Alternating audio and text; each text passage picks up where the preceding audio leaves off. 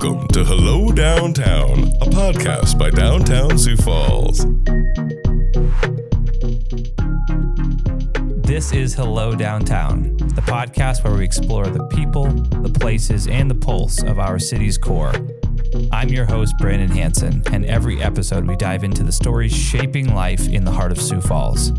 So whether you're downtown every day or just downtown at heart, let's jump in.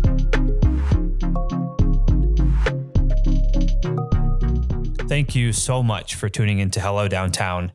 This is a special Mayoral Series where we're sitting down one-on-one with candidates for Sioux Falls Mayor. We invited all 5 candidates to participate, and soon you'll hear from 4 of them here. Each conversation builds on their responses from our March Mayoral Forum, which was co-hosted with AARP South Dakota. You can watch that forum on our YouTube channel or listen to episode 18 of this podcast. This is a core part of what DTSF does for the community and for downtown Sioux Falls. We are an advocacy organization, and our goal is just to educate as much as possible and bring to light just who these people are and what they could do for the city of Sioux Falls. Thank you so much for listening.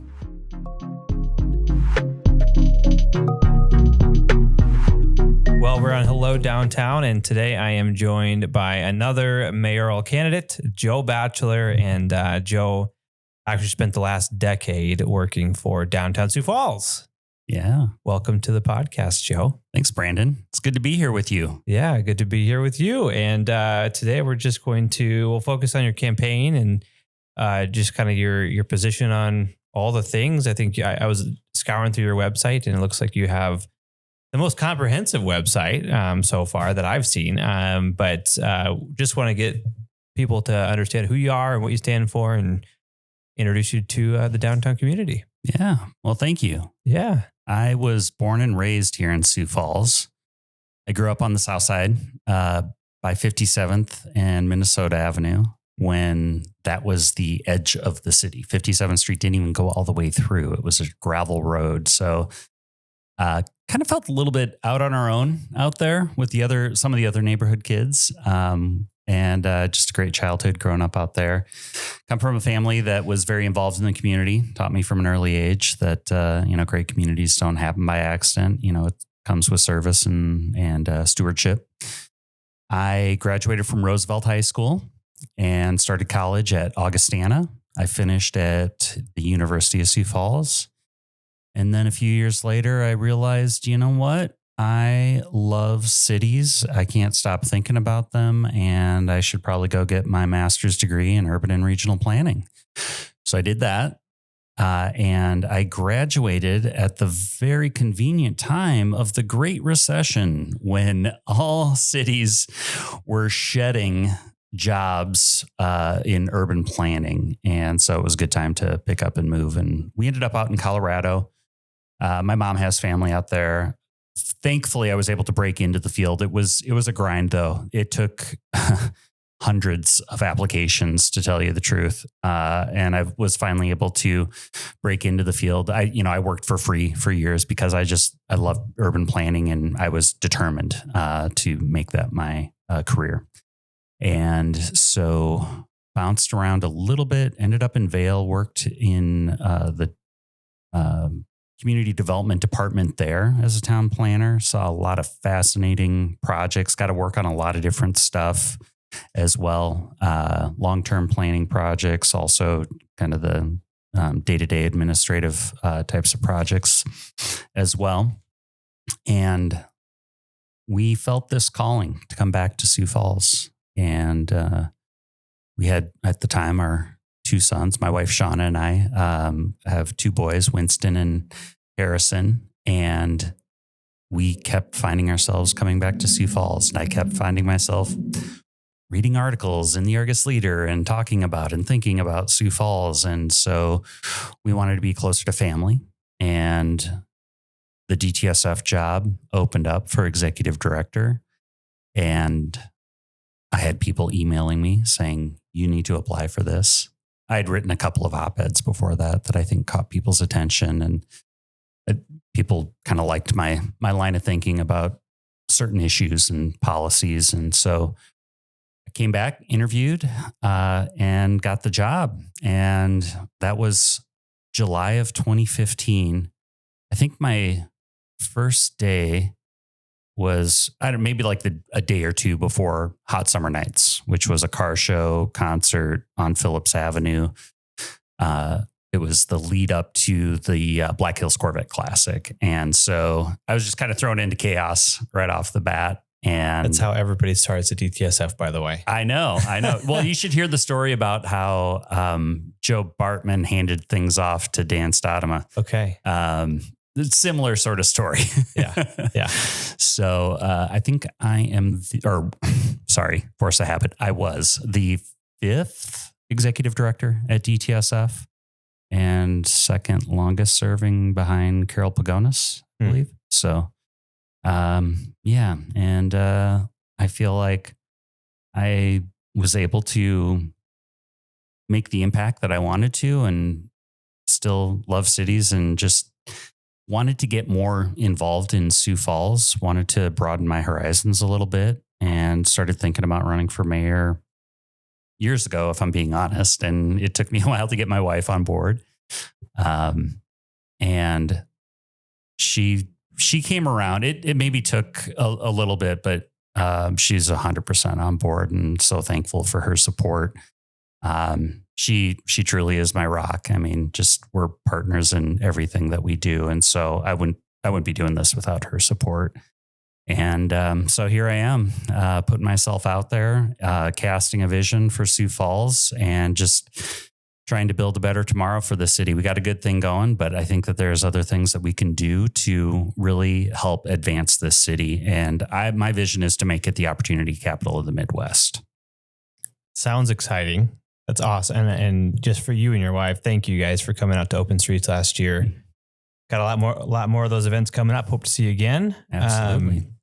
I'm going to dig in a little bit to a few questions here. We're going to talk about the opportunity capital of the Midwest for sure. But just to kick it off, let's do a couple quick hitters and just get people familiar with who Joe Batcheller is. So what you've kind of already gone there, but maybe there's a different one. We'll see what you say. But what's a moment in your life or career that has really shaped how you make decisions today?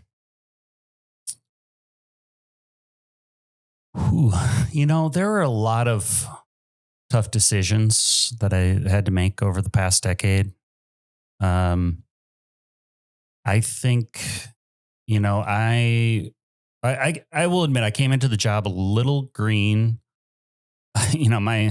My leadership experience had really been in the restaurant industry. I spent about a decade in the restaurant industry, and that's very different. It's easy to be like, you got a bus, table 11, and the dish racks getting full and so on and so forth. There's more sort of less kind of tangible examples here at DTSF. And so you got to keep the mission front of mind. And so I also wanted to really try to bone up on leadership skills and just self-educated as much as I could. There are some books that really stood out, but one of the things that I kept in mind whenever I had to make one of those tough decisions was something, I think it was Jack Welch who said this, former CEO of GE. Is this something that I'm going to regret in 10 days, 10 months, or 10 years?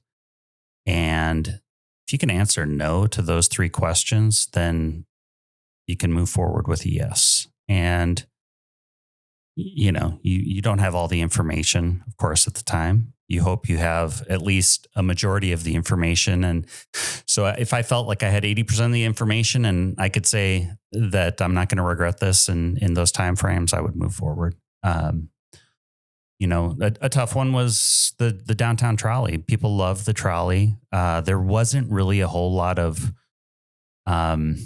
individual financial support for it, meaning people paying a fare to ride the trolley. I think people like the idea of the trolley going up and down Phillips Avenue and hearing the bell ring. We made a decision to step away from that because we are not a transit agency. We're not. I keep talking in the present tense. I apologize. Force of habit. Royal we. The royal we, yes. And thankfully, the community stepped forward and decided to support the trolley. And so that was great to see. We sort of reinvented it a little bit into more of a tourist experience instead of a transportation method through downtown. And that seemed to work pretty well. They were old though. When we saved the trolley, I think they were 18 years old at the time, and we extended it another 5 years. And by the 5th year, we had transmissions going out, brakes locking up. It was just becoming way too expensive to continue to maintain. And finally, not a normal vehicle to take to tires or wherever you go. They're large and they're historic and they're yeah, absolutely. So. That's something like the night before you make an announcement like that, you get little butterflies in your stomach a little bit, and you're like, oh, okay, I hope I'm doing the right thing here. But again, you have to just have faith in all of the work that has led up to the decision. Yeah. All right. So if you were sitting down with someone, sorry, that was supposed to be quick hitting. I'll go faster. No, it's okay. Yeah, we're doing great. If you were sitting down with someone who doesn't follow local politics, just the, forgive my pun, the everyday Joe, how would you explain why you're running for mayor in a way that actually matters to their day-to-day life? How would I explain why I'm running that matters to their everyday life? Well, I think that there is a role for government to play to maintain a base level of public safety. And then on top of that, be able to provide quality of life that benefits everyone. And for me, we have a good thing going here in Sioux Falls, but there are things that we can do to make Sioux Falls an even better place to live and work and play. And that's why I'm running. I know cities, I know what works, and I want to do my part to make Sioux Falls the best that it can be. I love Sioux Falls. It's in my blood. It's like this, I tried moving away. It didn't work. I kept thinking about it. So I figured I had to come back but I want a place where my kids are proud to call home. They choose to make it their home when they grow up. And I think there's a lot of parents that feel the same way. And we still have some work to do. I think there's parts of the economy that we need to continue to diversify and grow. I think that there's just everyday things in people's lives that they want to see be a little bit more frictionless, if you will. Traffic always comes up, for example. I think there's things like that we can still move the needle on. Yeah. So let's say Joe Batcheller is mayor. We're on the other end of this. You're about to say goodbye and you're wrapping up your time as mayor. What would you look back on some very tangible things of reasons why it was a success? I like that. Yeah. Reasons why it was a success. I would say, I'll go back to the economy. We have a good ag economy. We have a good finance economy, good healthcare industry. We have opportunities to advance the various sectors like cybersecurity, advanced manufacturing, distribution and logistics, biosciences. And we also have some great educational institutions, other sort of nonprofits, areas that expand their industries through research. I would like to see us expand our research capacity here, because when you have a community with a strong research capacity, you see the median income level increase. And when the median income level increases, that's better for small businesses. It means a better quality of life for everyone. So that's something that I think would be a tangible difference. I think one of the things that I think about a lot is transit as well, mobility in general. I think that we can do more to improve the transit system. And I know, that's something that a lot of people think, well, I drive, I don't see why that impacts me. But if we have a transit system that gives people a real choice, that can alleviate traffic congestion. I mean, when I'm driving in my car, sometimes I wish there weren't as many cars on the road. If transit can be that solution, great. And then that's something that can help people in terms of affordability as well, if they don't have to drive as much. But also when it does come to driving in our street network, we need to make sure that we're filling all the potholes. We're getting the streets plowed. I want to make sure that we are taking care of the core responsibilities of the city better than any other city in the country. My first 100 days, I want to make sure that we get all the potholes filled that we can. And I think we have the capacity to do that. We've got a great technology with the app to report stuff like that. During winter months, making sure that all the streets are getting plowed in a timely manner as well. Those are things that impact people's everyday lives. And so in 8 years, if I'm so fortunate, I want people to say, Mayor Batcheller made Sioux Falls work. That's what I want people to say. Very cool. Yeah. So you obviously spent a lot of time thinking about cities at a high level. You've already referenced how you just have fallen in love with how cities work. Why do you love how cities work? It's a very niche sort of thing. I love pizza. I don't think I would ever, out loud say I love how cities work. So Can you explain that a little bit? Yeah. I had a few experiences when I was a younger fella, traveling abroad and seeing other cities in other countries was sort of my first eye-opening experience. And they didn't look like American cities. I wanted to know why that was. Why is it we as a human race cohabitate like this in cities? And well, it's just inherent in our nature. We're drawn to one another. We want to be loved and feel this sense of belonging. And cities help provide that in a lot of ways. And the other thing too is without cities, we wouldn't have the advancements that we have in the sciences and academics, technology, and so on. It is from collaboration and working together that we are so advanced. I've found that fascinating. The other thing too about cities is that I think people have this vision that cities can be, or this idea that cities can be utopian. I don't subscribe to that, which may sound weird for an urban planner to say, because some people think you go into urban planning because you want to create a utopia. It doesn't work like that. Cities are messy places. They are chaotic places, but they are also very beautiful places where you have these just amazing opportunities for social collisions to happen, where you might run into somebody that you wouldn't run into otherwise. And it creates these serendipitous moments where ideas can exchange and, you can see this innovation flourish from cities. So I guess that's a large part of how I became fascinated with them. I'm interested now. Yeah, that's good. Let's move into the phrase opportunity capital of the Midwest. Can you unpack what that means and just give us as much as you can on what that is? Well, I think that we are already seen as a center of opportunity for a lot of people. You've got a lot of folks from the region that move to Sioux Falls because we do have good jobs. We have a relatively low cost of living. I'm a little concerned, though, with affordability and making sure that families starting out can afford to buy a home. That's really important. You've got to have that sort of base level of being able to a starting point to thrive. Really, you need that affordability. You need safety.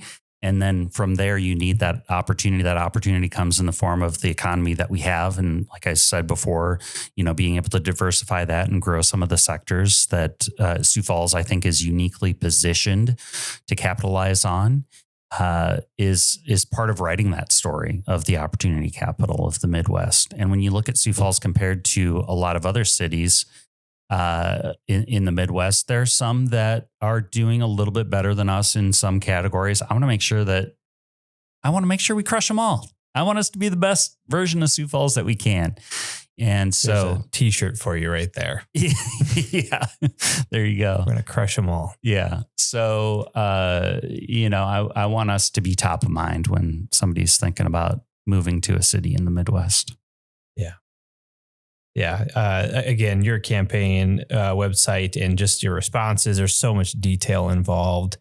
You've got unique experience for this role, but how do you think balancing those bold ideas and all the vision that's kind of pouring out of you with just what's possible at a city level? And how do you connect that to the state level? Yeah, good question. You know, I think that when you have a vision, you've got to be able to put a plan behind it. What strategies are you going to implement to enact that vision, and how's it going to be paid for? Those are critical components. And then you got to have the right team in place. I think that probably the two most important hires for the next mayor is going to be the planning director and then the HR director. Because there's also a parks director that needs to be hired as well. And so building that leadership team is going to be critical. You need to have a team that you can trust, that is bought into your vision and will help enact that, so that you can stay above the fray, if you will. It's really easy to get bogged down. I think that one of my unique qualities is that I've got technical expertise, but I'm also kind of a big picture thinker. And so, you know, I need to be able to stay at that 30,000 foot level. You got to be able to, you know, the balcony and the dance floor analogy with leaders. Sometimes you got to get out of the balcony and come down onto the idea is that, you know, sometimes you got to be on the dance floor to understand, you know, what the on ground conditions are with the people that are working for you. So that you understand what their struggles are. But if you spend too much time down there, you don't understand how it's all being coordinated. And so that's where the balcony comes in. You have to be able to elevate and see the big picture. And so Mayor Batcheller is filling potholes on the street. Well, I mean, it's important to know what that process is, right? And as leader, you might be able to identify some ways to automate, eliminate, delegate certain things that maybe not necessarily with potholes, but to make things run more smoothly. So that's all really important. You asked about that connection with the state and the mayor. It's really important for the mayor to be building relationships with the state representatives who reside here in Sioux Falls, relationships with whoever our next governor is going to be. I'd love to be able to have the governor on speed dial. I don't know if that's necessarily going to be the case, but being able to have regular check-ins, I think, is really important. So that I think the number one thing when it comes to state is explaining to folks outside of Sioux Falls why South Dakota is so important to Sioux Falls, and helping them understand why Sioux Falls is important to the rest of the state. Because it is a symbiotic relationship. We need each other to thrive. And so we're on the same team. Let's make sure we're trying to pull in the same direction here. I think there's an opportunity perhaps to create some intrastate diplomacy, if you will, with other state legislators that might live in Lemon, South Dakota, or wherever. Get them to Sioux Falls, experience Sioux Falls, and let's go to Lemon. Let's understand each other a little bit more. And I think with that, having that level of understanding, we can get a lot more done here, just in Sioux Falls and beyond. Yeah, I was speaking with Jamie Smith the other day, and I've heard of him. Yeah, that's good. You've been around each other a lot lately. Just because he's got the state lens too, and just kind of talking about how the East River, West River battle has been going on for a long time. And as an outsider, I'm not originally from Sioux Falls or South Dakota, and it just seems so odd that there's infighting in the state. Like, we're all South Dakotan, but in this role that you've also had with DTSF, it's happening locally too, downtown versus everybody else. And it's the same story. And so I'm curious, as you've been now on the campaign trail and the history you have, what are you hearing out there?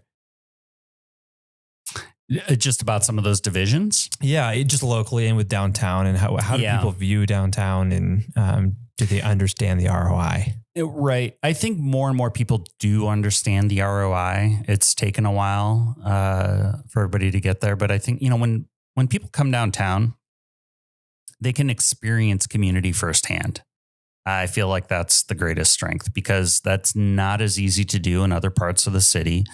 There might be like a neighborhood restaurant or bar that people will connect at, but here in downtown, it's every block. I mean, you walk around and you're going to see someone you recognize, which is great. I love having those just conversations out of the blue with folks that you bump into. And so, yeah, it's there is a greater understanding of the importance of downtown. I think that there's always going to be folks that aren't bought into downtown that live here in Sioux Falls. That's fine. It's not necessarily going to be for everyone. Hopefully someday they will come around and discover the beauty and just amazing sense of community here. And, I think it sort of kind of emanates out from Sioux Falls, with some maybe not as pro Sioux Falls as we who live here are, or some who are not as pro East River or West River was, depending on where you live.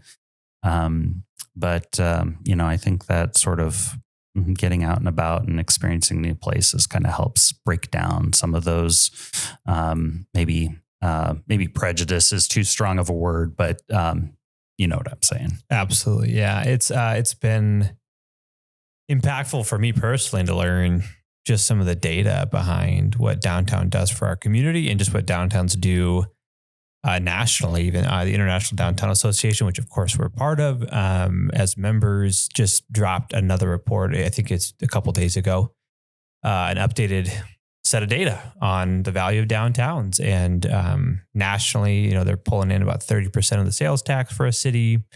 Property tax is about 100 times per acre versus a suburban area, because of density, because the buildings are taller, and the city services are more efficient because they're serving more people per square acre. Yeah. Locally, we're a little lower than those numbers. I think sales tax, we're closer to 14%. But if you look at a statewide lens, we're pulling in 1% of the entire state's sales tax. You got the whole state and region. Yeah. It's the most productive square mile in the state of South Dakota. Yeah. And it's, I think again, the impact of that's how we fill potholes. Mm-hmm. That's how we produce more parks. That's how we produce amenities elsewhere in Sioux Falls. And so, it's great because 6 million visitors a year are paying for that versus us. Yeah. So, absolutely. I mean, we want locals to participate in downtown too, of course, but for sure. That's why we call it the heart of Sioux Falls, or the economic engine. And it matters. Yeah, absolutely. Preaching to the choir here. I know, but I got an easy audience on that one. But I want to pull us back to, so we hosted the Mayoral Forum right on the day where you had to qualify. We really wanted to be first, and we did it. But we asked a question about the viaducts, and I want to bring that one back because I think most people on the stage interpreted that as a Riverline discussion. And we actually were talking about the viaducts, the bridge, end to end, full stop. How does that project, it's been called a 100-year project, a 100-year decision. How does that impact downtown and the rest of the community, the design of it specifically? Yeah. Well, thank you for asking. I had maybe a little bit of a home field advantage on that question because, I experienced a little bit of the planning process. And it's good that the city has had some open houses. I feel like there still needs to be more engagement on it. It is looking to be a little bit of a rinse and repeat in terms of the design. And in my opinion, it is a bit of a 20th century approach to a 21st century project. And what I mean by that is a lot of downtowns were destroyed to make way for freeways. a lot of streets were converted to one ways. Traffic was sped up. The viaduct does a little bit of that. And when you ramp up over 10th Street, that was almost perfect timing. People rev their engines and they build up speed. Not a going sound in. effect. That is literally what's happening right now. Yeah. And it almost feels like you're getting onto an on-ramp as you're coming into downtown. And as people come off the viaduct on 10th Street, they are carrying some speed. The street there is designed for traffic to go something like 35 miles an hour or something like that. And people respond to the environment around them. And so when you have a design like that, it sort of induces people to speed. And so to get to the heart of your question, though, that project should be looking not just at moving traffic, it should be looking at safety, and it should also be looking at economic impact as well. What is this going to do for development in the surrounding area? And like you just referenced, we have more property tax revenue per acre, more employees per acre, and so on. It's the most productive part of town. We need to make sure that the infrastructure that goes into downtown is supporting that output. And I don't think a rinse and repeat model does that. I think that we need to look at this a little bit more creatively with other sorts of goals in mind, like safety and spin-off development. So what that might look like is more of a normal looking bridge over the river and then a viaduct bridging over the railroad tracks. Some of the designs have the viaduct extending even a block or two farther east of where it currently terminates at. And that's gonna negatively impact walkability over in the Whittier neighborhood. We need to make sure that the Whittier neighborhood is able to thrive because of this as well, because there's development opportunity over there. We need to make sure that whatever happens at Riverline, that there's a good connection there. We don't really have a great connection. It's a little bit on an island right now. And so those are the things that I'm thinking about. The other thing too that I mentioned in the forum is with the Smithfield redevelopment, we have an opportunity to connect Rice and Russell. I know it's a bit of an engineering feat because, it's there's a river to go over and there's a big hill to climb, and it can be done. It's been something that engineers have had on their radar for several decades now, and this is our opportunity to do that. And during the open houses, whenever that was, a year ago, one of the things that was referenced is that that probably won't happen because Smithfield is there. That Rice to Russell connection probably won't happen because Smithfield is there. Well, it's not going to be there anymore. And we have an opportunity to significantly impact east-west traffic in a positive way by making that more of a priority moving forward. And in doing so, we can right-size the viaducts so that they work as best as possible for downtown. Yeah, it's not been we have not kept it a secret that we are kind of putting our nose in that project as an organization and speaking on behalf of the business community on just a different design and using the physical design to slow people down and view downtown as a destination. Because again, if we're pulling in 14% of the city's sales tax and the national average is 30%, how do we use that project to get us closer to 30? And what does that do for the whole community? Right. When you look at businesses and their sales, it's walkability that supports sales better than anything else. It's not putting more cars in front of the business. It's actually putting more people on their feet in front of the business. So downtown is worth slowing down for. So another t-shirt. Yeah, there you go. Boom. T-shirts by Joe. That's good. It's okay. You actually teed me up really well for one of my last questions for you, but and it's a big one in my opinion, but and I think the community has spoken up and said that too. But what does meaningful public input look like to you? I want Sioux Falls to be the best city in the country at doing engagement. That's something else at the end of my 8 years, if I'm so fortunate, that will be a crowning achievement, because we need to do better. If you remember from the National Community Survey, I think engagement was rated second lowest out of 10 categories.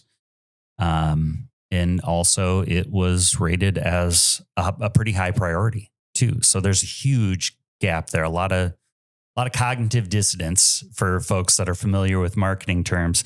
We got to do better. People feel, I think a lot of folks that I talk to feel that it's not necessarily worth their time to show up for engagement meetings. They feel like they're not being listened to. I think that, and I think that's for a number of reasons. I can't necessarily say that I can't fault the city too much for that also, though. So I'm not trying to cast shade on the city. It's kind of one of those things where nobody really owns community engagement right now. So that needs to change. We need to put it under one department or one division. I see opportunity to do that under the communications division, having community engagement specialists. I think that the other thing that I would like to do from day one, first 100 days, is start to form a neighborhood empowerment lab, which it would be a cross-disciplinary team of planners, landscape architects, police, firemen, librarians, and so on, to go and engage neighborhoods and talk about how they want their neighborhoods to evolve. Some probably don't want their neighborhoods to evolve. Cities always change, though. So let's at least have a vision and a plan behind that, and identify the areas that are appropriate for change, the areas that need to be preserved and remain stable. And we can really start to flex engagement muscles by doing that. And that's, I think, how we become the best in the country at engaging our residents. There you go. Boom. Where can people go to learn more about you and your campaign? Go to joeforsiouxfalls.com.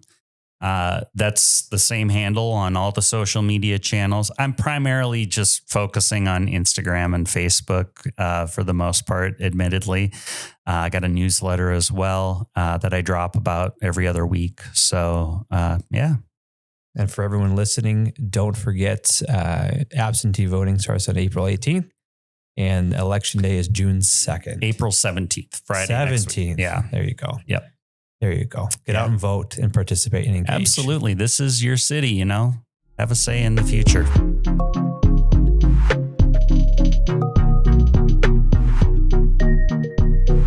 This is Hello Downtown.